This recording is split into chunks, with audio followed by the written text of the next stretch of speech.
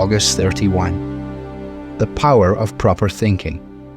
Finally, brothers, whatever is true, whatever is honorable, whatever is just, whatever is pure, whatever is lovely, whatever is commendable, if there is any excellence, if there is anything worthy of praise, think about these things. Philippians chapter 4, verse 8. Many of us begin the day with anxious thoughts. The peace of God, which surpasses all understanding, never seems to reach us in the middle of the night or when we first open our eyes. Instead, as the morning comes, we say to ourselves, there is so much to think about. So many things are dancing around in my mind. I've got so many challenges. Thoughts such as these so easily produce anxiety and stultify our commitment to prayer. Paul helps us to overcome these draining, even crippling feelings by directing our gaze toward those virtues which will liberate our thinking. A mind that is filled with the content described in Philippians chapter 4, verse 8 will have little space for anxiety-producing, peace-disrupting, joy-destroying notions.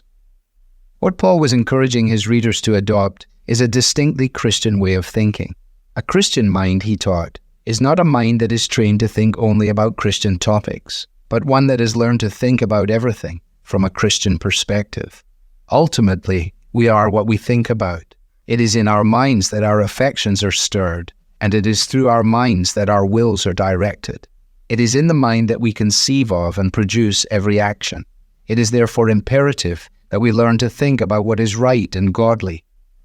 The Bible is not concerned with mere mental reflection for its own sake. The Christian is not called to sit on a high hill and think blessed thoughts in abstraction, removed from the routines of everyday existence. Rather, Paul provides us with a list that will establish us in our motives, our manners, and our morals. Each of us is called to live in the realm of the real, not the phony, the serious, not the frivolous, the right, not the convenient, the clean, not the dirty, the loving, not the discordant, and the helpful, not the critical. In short, we are called to think like Jesus. Paul is not simply calling you to pull yourself up by your bootstraps, though.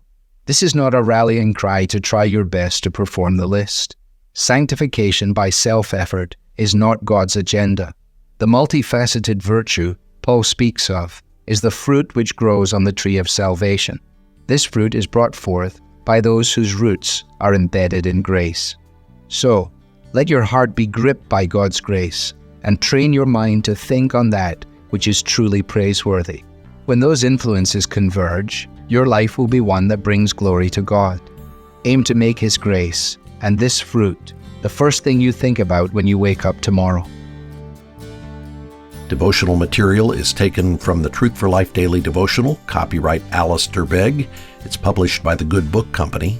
This reading was digitally created by Truth for Life and is used with permission. For more clear, relevant Bible teaching, visit truthforlife.org.